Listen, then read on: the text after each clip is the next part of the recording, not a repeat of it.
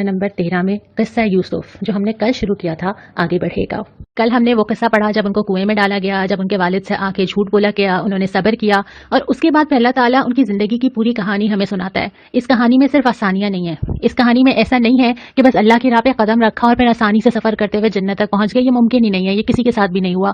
तो मुख्तलिफ किस्म की आजमाइशें भी आती हैं, घर वालों से भी आ सकती हैं और घर के बाहर के लोगों से भी आ सकती हैं। मुख्तलिफ वो अनएक्सपेक्टेड चीज़ें भी आ सकती हैं जो इंसान ने सोची भी नहीं होती और फिर इंसान को अपना कंफर्ट जोन भी छोड़ना पड़ता है। ये नहीं हो सकता कि हर चीज़ सेटल्ड हो और मैं चलती चली जाऊँ, ये पॉसिबल ही नहीं है। तो यही हज़रत यूसुफ अलैहिस्सलाम के किस्से में सबक मिलता है कि बहुत सारी साजिशें हुई, बहुत सारे मुश्किल हालात आए, कुएं में डाले गए, घर वाले छूट गए, वालिद से दूर हो गए, फिर उसके बाद असमत दरी का इल्ज़ाम लगाया गया, किरदार पे सवाल उठाया गया, फिर उसके बाद झूठे मुकदमे में जिंदान में डाला गया और ये तमाम चीज़ें कितने सालों पर मुहित हैं। फिर जाके फिर अल्लाह ताला ने उसके अंदर से ही रास्ता निकाला, उसी के अंदर से फिर अल्लाह ताला ने एक एक करके उनके किरदार की गवाही भी आई, वो कैद खाने से बाहर भी आए, वो फिर इक़्तिदार तक जाके पहुंचे। तो ये तमाम चीज़ें जो हैं ये एक या दो दिन की कहानी नहीं है, ये पूरी ज़िंदगी है और पूरी ज़िंदगी के ये सारे मराहिल हम सब के साथ किसी के लिए कम और किसी के लिए ज़्यादा आ जाते हैं। फिर हज़रत यूसुफ का जो जुमला है यहाँ पर, ये भी बड़ा समझने का है।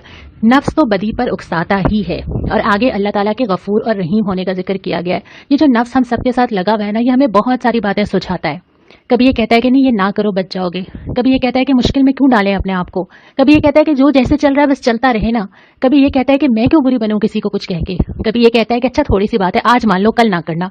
तो बहुत सारी शक्लों में जो ये नफ्स आता है और सबसे बढ़कर ये कि वो मुझे मुतमईन कर देता है मेरे अपने अमाल के मुतालिक। हम अपने आप को खुद दलीलें देते हैं, अपने ज़मीर को खुद सुलाते हैं, अपने आप को खुद जस्टिफाई करते हैं और खुद ही अपना मुकदमा अपने आप से लड़के अपने आप को नफ्स के हवाले कर देते हैं। इसीलिए यहाँ पे जिक्र किया कि नफ्स तो उकसाएगा, लेकिन इससे बचने के लिए खुद भी हिम्मत पकड़नी होगी, लेकिन इसके साथ साथ अल्लाह ताला गफूर और रहीम है। कोई गलतियां अगर हो जाती हैं बिला इरादा, अल्लाह ताला तुम्हारी मगफिरत करने वाला है। सूरह यूसुफ की एक खास बात और है, और वो खास बात यह है कि इतनी तवील सूरत हमें जिस वाक़े के बारे में मिलती है, हज़रत यूसुफ की कहानी, इसमें वो भी शामिल है जब हज़रत यूसुफ को गुनाह की दावत दी गई, एक औरत की रजामंदी से दी गई, लेकिन अल्लाह ताला ने ये वक्फ की है कि इंसानों को मर्द की हया का किस्सा भी सुनाया जाए। जब अल्लाह ताला अहकाम नाजिल करते हैं ना हया के, पाकदामनी के, नज़रों को झुकाने के, अपनी इज्जत के हिफाजत के, तो उसका मुखातिब सिर्फ औरत नहीं होती, उसका मुखातिब माशरे का हर फर्द होता है।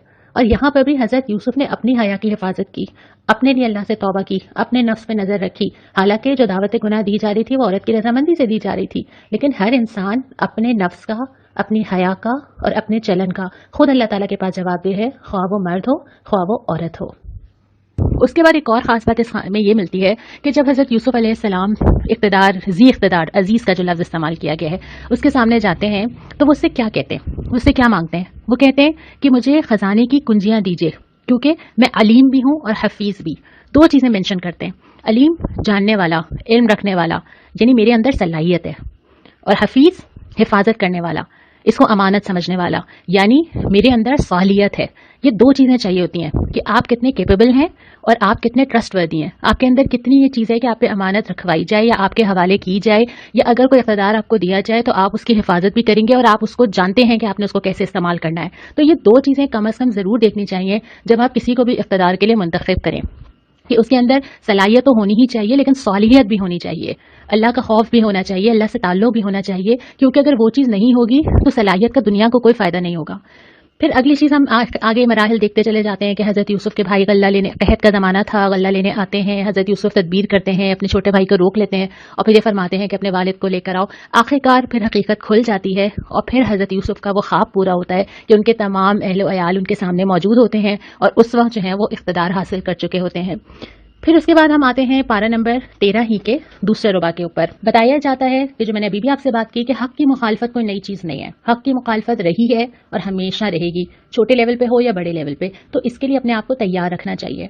दूसरी बात यह कि जो किस्से सुनाए जा रहे हैं ये बतौर किस्सा नहीं सुनाए जा रहे, ये सिर्फ इसलिए नहीं सुनाए जा रहे कि हम वाह वाह करें, अक़ीदत का मुज़ाहिरा करें। हर किस्सा एक लेसन है और हर किस्से के अंदर अपनी ज़िंदगी गुजारने के लिए हिदायत मिलती हैं अगर इसको उस नज़र से पढ़ा जाए।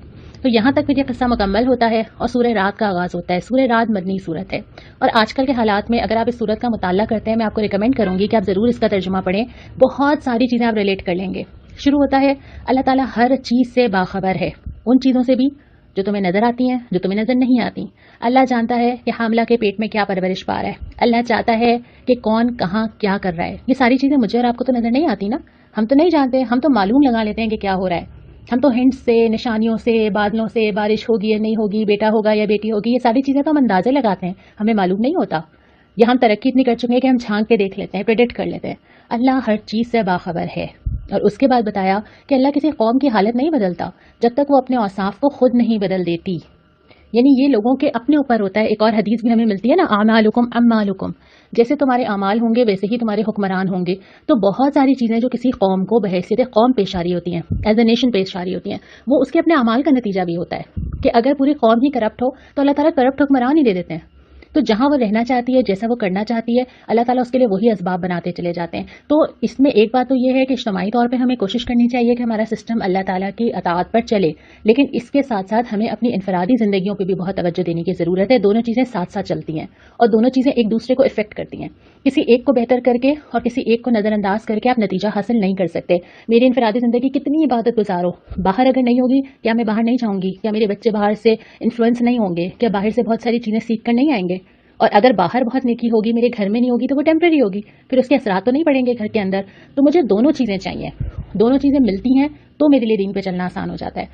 اس کے بعد میں فرمایا کہ تمہارے رب کو پکارنا ہی برحق ہے. اور آخر میں یہ کہ ہدایت سے سیراب ہونے والوں کی مثال دی ہے کہ اللہ نے تو جیسے بارش برسا دی. شروع میں بھی سورہ بقرہ میں ہدایت کو بارش کہا گیا تھا.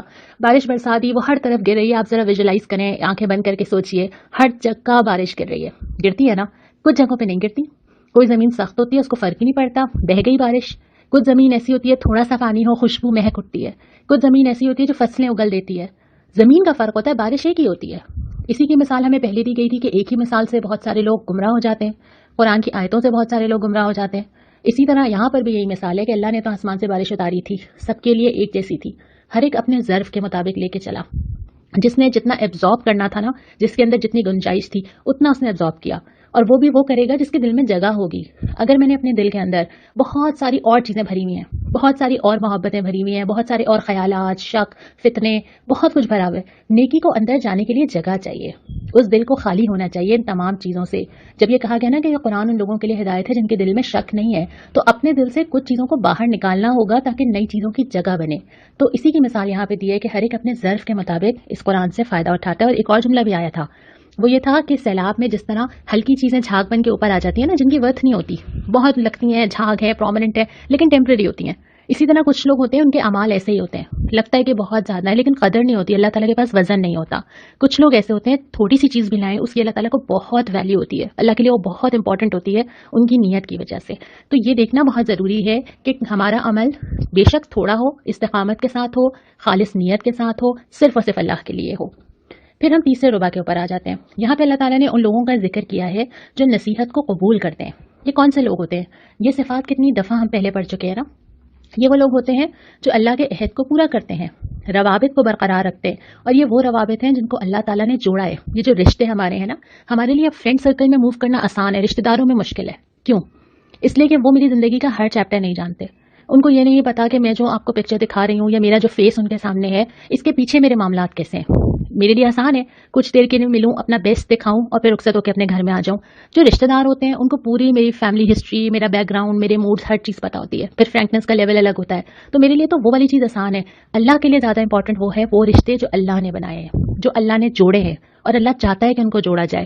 اسی لیے نبی کریم صلی اللہ علیہ وسلم نے فرمایا کہ جو انسانوں سے ملتا ہے، لوگوں سے ملتا ہے اور صبر کرتا ہے، وہ اس سے بہتر ہے جو لوگوں سے قطع تعلق کر لیتا ہے یا ملنا چھوڑ دیتا ہے.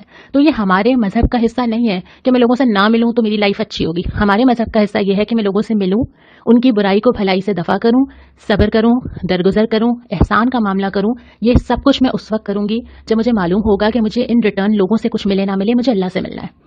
اور جب آپ اللہ کے لیے کرتے ہیں تبھی آپ کے اندر اتنا صبر، اتنا برداشت، اتنا احسان آتا ہے کہ آپ تمام چیزوں سے پیشنس سے، صبر سے ڈیل کر لیتے ہیں.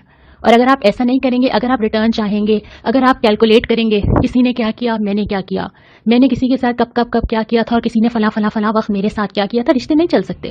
تو جو اللہ کو راضی کرنا چاہتے ہیں نا، اس کے پاس ایک کیلکولیٹر نہیں ہوتا.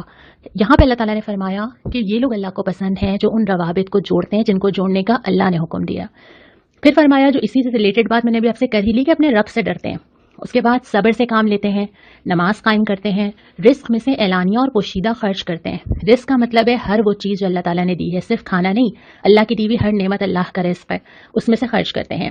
برائی کو بھلائی سے دفع کرتے ہیں، حالانکہ ہم نے چھٹے پارے میں پڑھا تھا کہ اجازت ہے، کوئی تمہارے ساتھ برا کرے نا تم اس کو روک سکتے ہو، لیکن اگر تم بھلائی کرو تو اللہ کو زیادہ پسند ہے۔ اللہ تعالیٰ کو یہ چیز بہت پسند ہے کہ تمہاری طرف سے سب کو خیر ہی ملے۔ پھر فرمایا کہ بے شک اللہ کی یاد سے دلوں کو اطمینان نصیب ہوتا ہے۔ مجھے اچھی طرح معلوم ہے کہ جب آپ یہ آڈیو سن رہے ہوں گے تو آپ نے یقیناً اس جملے کے جواب میں کہا ہوگا کہ ہاں یہ بات ٹھیک ہے، کیونکہ ہم نے اس کو کہیں نہ کہیں ایکسپیرینس کیا ہوگا۔ آپ اوور آل بھی اگر معاشرے میں اندازہ لگائیں کہ جب آپ دین سے قریب ہوتے ہیں تو آپ کے ریئیکشنز کتنے ٹھنڈے اور کتنے سکون والے ہو جاتے ہیں، لیکن جیسے جیسے آپ دین سے دور جاتے ہیں تو آپ کتنے پینک ہونے لگتے ہیں، چھوٹی چھوٹی باتوں کو فیل کرنے لگتے ہیں۔ آپ قرآن اٹھا کے پڑھنا شروع کیجئے، آپ کو اپنے رویوں کا ڈفرینس خود پتہ چل جائے گا۔ پھر آپ بار بار سوچیں گے کہ اچھا یہ کرنا چاہیے تھا، یہ نہیں کرنا چاہیے تھا، یہ ریئیکشن دینا چاہیے تھا، یہ نہیں دینا چاہیے تھا، یہ اتنی بڑی بات تھی یا یہ اتنی بڑی بات نہیں تھی، کسی نے کچھ کہہ دیا ہے تو ہم اس کو درگزر کا آپشن ہے، کسی نے اگر میرے ساتھ زیادتی کر دی ہے تو معاف کرنے کا آپشن ہے، ہر چیز کا بدلہ چکانا ضروری نہیں ہے، اور ایسی بہت ساری چیزیں آپ کا ویژن براڈ کرتا ہے قرآن۔ جتنا جتنا آپ دین سے قریب آتے ہیں، اللہ تعالیٰ سے قریب آتے ہیں، ہم ابھی جب جتنے سپارے پڑھتے چلے جا رہے ہیں، بلکہ ہم نے نصف سپارہ آج کر لیا، آپ نوٹ کریں گے کہ اللہ تعالیٰ واقعات کے معاملے میں ہمارا ویژن براڈ کرتا ہے، چیزیں بڑے دائرے سے دکھاتا ہے۔ اس میں وہ والی چیزیں نہیں ہوتی جو ہم عام طور پہ جن پہ پریشان ہوتے ہیں، یعنی کھانا، کپڑا، جاب، پے کتنی ہے، ملے تو کیا ہوا، کپڑوں پہ کیا ہے، قرآن ان سب چیزوں سے اوپر چلا جاتا ہے۔ تو اس کے نتیجے میں یہ ہوتا ہے کہ انسان کو ایک اطمینان نصیب ہوتا ہے، پھر وہ اس دور سے نکل جاتا ہے جس دور میں دنیا پڑی ہوئی ہوتی ہے۔ بہت ساری دوڑ ہیں، آپ اچھی طرح جانتے ہیں کہ جس چیز میں لوگ کھپتے ہیں، جس چیز میں لوگ پینک ہوتے ہیں، پریشان ہوتے ہیں، ایون ایک سوٹ اگر صحیح نہ سل جائے تو لوگ ڈپریشن میں چلے جاتے ہیں۔ جب انسان ان ساری چیزوں سے اوپر اٹھ جاتا ہے تو پھر وہ اتنا ڈپریسڈ اور سٹریس نہیں ہوتا، تو اللہ کی یاد سے دلوں کو اطمینان نصیب ہوتا ہے۔ اور پھر آخر میں اس ربا کے سورہ ابراہیم یعنی ایک مکی سورت کا آغاز ہوتا ہے۔ اس آغاز میں ایک بہت سمجھنے کی بات ہے، انبیاء کے قصے بھی آتے ہیں اور یہ جملہ بھی آتا ہے کہ اللہ ہی پہ اہل ایمان کو بھروسہ کرنا چاہیے، اللہ ہی پہ توکل کرنا چاہیے۔ یہاں پہ خاص طور پہ شروع کی ہی چند آیات میں توکل کا لفظ 3 دفعہ ہے، یعنی زندگی کے جو سارے فیزز ہوتے ہیں نا، اس میں آپ احتیاطیں جتنی بھی کر لیں، اب کیا کر لیں گے، آخر میں آپ کو ضرورت پڑتی ہے اللہ تعالیٰ کی ہیلپ کی۔ آپ کو چاہیے ہوتا ہے کہ آپ کے سپورٹر کون ہے، آپ کی بیک پہ کون ہے، سارے معاملات میں صحیح ہوتا ہے، ہم سارے کام کر رہے ہوتے ہیں، لیکن ہمیں ایک آدمی ضرور چاہیے ہوتا ہے جو ہماری سنے، جس سے ہم اپنی باتیں کریں، جس کے سامنے ہم اپنے پرابلمز بتائیں، جو ہمارا خیر خواہ ہو، جو ہمیں پتا ہو کہ ہماری بیک پہ کھڑا ہے، وہ اللہ تعالیٰ ہے۔ تو اللہ ہی پہ مومنین کو توکل کرنا چاہیے۔ اور اس کے بعد پھر فرمایا کہ جب فیصلہ چکا دیا جائے گا، ایک وقت تو ایسا آئے گا نا، اس وقت کیا ہوگا، 2 لوگوں کا یہاں پہ ذکر کیا ہے کہ انسان دیکھے گا ادھر ادھر کہ 2 لوگ کون سے ہیں۔ پہلے وہ ان لوگوں کو پکارے گا جو بڑے بنتے تھے، کسی کو بزرگ کو عبادت شروع کر دی، کسی کو پیر بنا لیا، آباء و اجداد کی ماننا شروع ہو گئے، تو انسان چاہے گا کہ جو میری غلطیاں نا میں اس کے اوپر ڈال دوں، اور وہ کہے گا کہ تم تھے نا، تم نے ہمیں غلط بہکایا تھا نا، تم نے ہمیں غلط گائیڈ کیا تھا نا۔ تو وہ لوگ کہیں گے کہ ہمیں کیا پتا، ہمیں معلوم ہوتا تو ہم خود سیدھے راستے پہ نہیں چلتے، ہمیں تو کچھ نہیں پتا تھا کہ سیدھا راستہ کیا ہے۔ تو وہ تو ہاتھ اٹھا لیں گے، پھر انسان دوسرا شکار ڈھونڈے گا، اور وہ پھر شیطان سے کہے گا کہ تم ہی تو ہو، تم نے ہی تو مجھے بہکایا تھا۔ تو شیطان کیا کہے گا، میرا زور تھوڑی تھا تمہارے اوپر، میں نے کوئی ہاتھ تھوڑی اٹھایا تھا تمہارا، میں نے کوئی قدم تھوڑی اٹھائے تھے تمہارے، وہ تو تم خود تھے، میں نے تو صرف ایک ذہن میں تمہارے خیال ڈالا تھا، میرا زور تمہارے اوپر نہیں تھا۔ تو ایٹ دی اینڈ جو رسپانسبلٹی اٹھانی ہے نا اپنی، وہ اب خود ہی اٹھانی ہے، آپ کسی اور کے اوپر نہیں ڈال سکتے۔ اور اس کے بعد فرمایا کہ کلمہ طیبہ ایک شجر ہائے سایہ دار ہے۔ کلمہ طیبہ اور کلمہ خبیثہ 2 چیزوں کا ذکر کیا ہے۔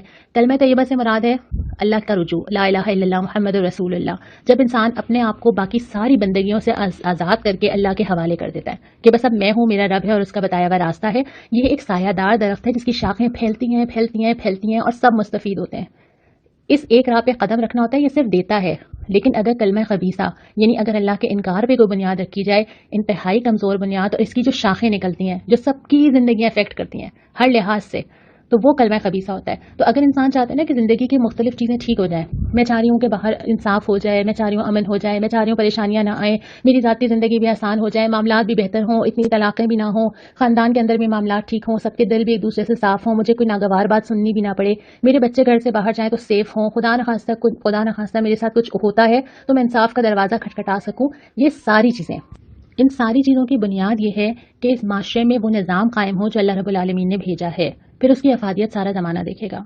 اس کے بعد پھر حضرت ابراہیم کی دعائیں، حضرت ابراہیم نے وہی ساری دعائیں مانگی ہیں جو کہ ایک دائی کے دل سے، دین کو پھیلانے والے فرد کے دل سے نکل سکتی ہیں۔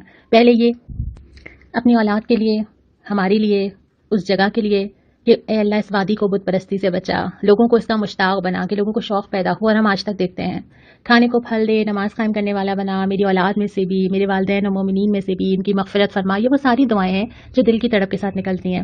اور آخر میں فرمایا کہ یہ قرآن انسانوں کو خبردار کرنے کے لیے ایک پیغام ہے تاکہ لوگ ہوش میں آ جائیں، یہ لوگوں کو جھنجھوڑنے کے لیے ایک پیغام ہے تاکہ لوگ اپنی غفلت کی زندگی سے سمجھ کی زندگی کی طرف آ سکیں۔